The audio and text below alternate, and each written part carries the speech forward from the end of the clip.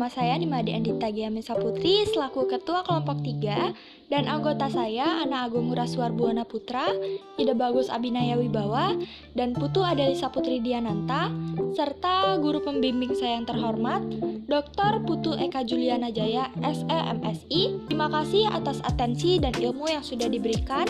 Karena itu, saya beserta kelompok saya bisa mempresentasikan video ini. Pada video kali ini, kami akan menyajikan materi mengenai interaksi antar negara Asia dengan negara lainnya. Adapun materi yang akan kita bahas, yang pertama ada subbab C, dinamika penduduk benua-benua di dunia, dan subbab D, pengaruh perubahan ruang dan interaksi antar ruang di Asia dan benua lainnya. Mari kita bahas. Dinamika penduduk benua-benua di dunia. Asia. Berdasarkan data World Population Datasheet, pada tahun 2005 jumlah penduduk Asia mencapai 3.921 juta jiwa. Itu terus bertambah hingga pada 2015 jumlah penduduknya mencapai 4.397 juta jiwa. Itu artinya pada tahun 2005 sampai tahun 2015 penduduk Asia bertambah sebesar 476 juta jiwa dalam kurun waktu 10 tahun. Penduduk Asia tersebar tidak merata. Beberapa negara di Asia merupakan negara dengan penduduk terbesar di dunia seperti Cina, India, dan Indonesia. Wilayah dengan jumlah kepadatan penduduk tinggi yakni Asia Timur, Asia Tenggara, dan Asia Selatan. Wilayah pedalaman Asia relatif lebih jarang penduduknya. Teori, 60% populasi manusia saat ini berada di benua Asia. Selanjutnya, kami akan membahas dinamika penduduk benua Amerika. Penduduk benua Amerika pada tahun 2005 mencapai angka 888 juta jiwa, sedangkan pada tahun 2015 mencapai 987 juta jiwa.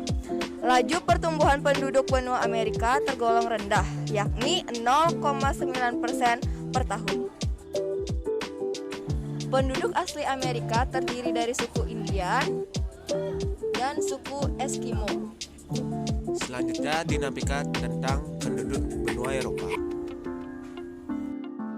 Pada tahun 2005 jumlah penduduk Eropa mencapai 730 juta jiwa.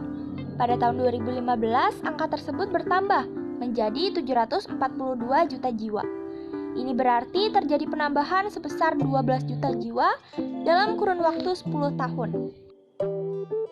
Berdasarkan ras dan ciri fisiknya, penduduk Eropa dikelompokkan menjadi 5 suku bangsa, yaitu sebagai berikut.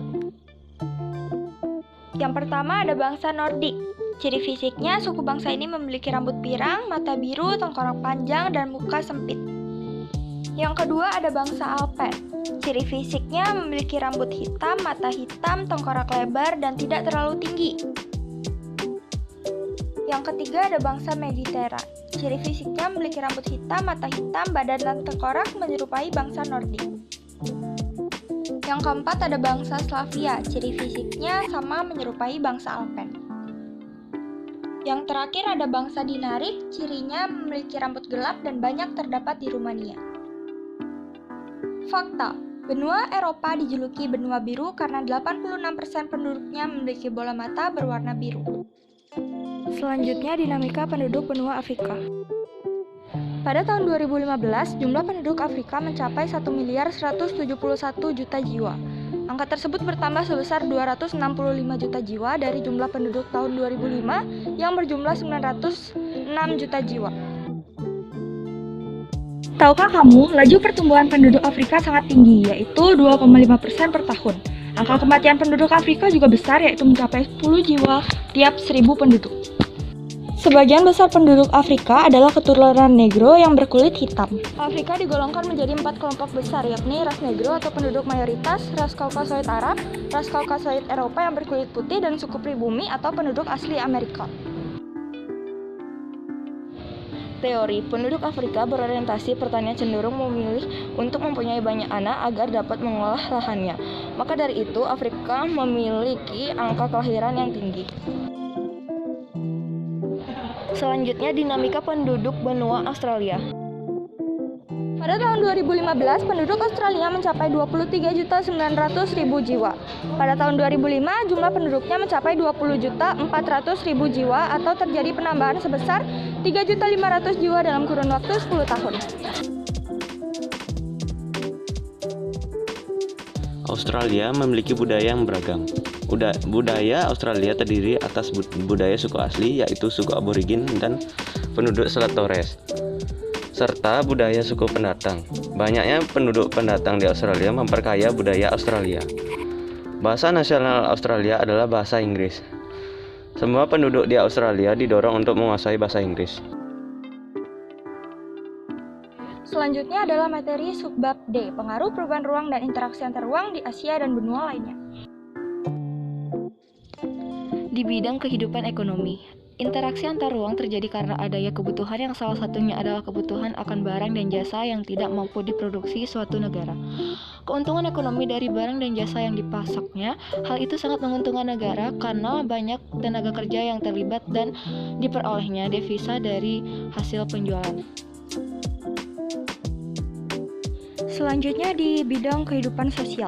Interaksi yang terjadi antar negara dan benua juga melibatkan manusia sebagai pelakunya, yang dimana yang terjadi interaksi sosial antar manusia yang mempunyai kehidupan sosial berbeda. Kehidupan dapat berubah karena adanya pengaruh dari interaksi tersebut. Contohnya ketika wisatawan asing datang ke Indonesia. Di bidang kehidupan budaya, adanya media transportasi dan komunikasi membuat interaksi ruang bisa terjadi lebih intensif. Hal ini membuat interaksi antar masyarakat dengan budaya yang berbeda sering terjadi. Sebagai contoh, cara berpakaian artis Hollywood dengan cepat ditiru oleh masyarakat negara lain. Di bidang kehidupan politik, interaksi ruang juga bisa memengaruhi kehidupan politik dari suatu negara dengan negara lain. Sistem pemerintahan dan demokrasi yang dipilih, banyak negara pengaruh dari adanya negara lain yang lebih dahulu mengembangkannya. Di bidang kehidupan pendidikan, pendidikan merupakan suatu modal dasar bagi suatu negara untuk maju kemajuan bangsanya. Banyak negara yang memberi perhatian besar terhadap pendidikan sehingga negara tersebut maju. Kerjasama hubungan antar negara dalam bidang pendidikan juga bisa terjadi, seperti adanya pertukaran pelajar dari negara berkembang ke negara maju. Terima kasih sudah menonton.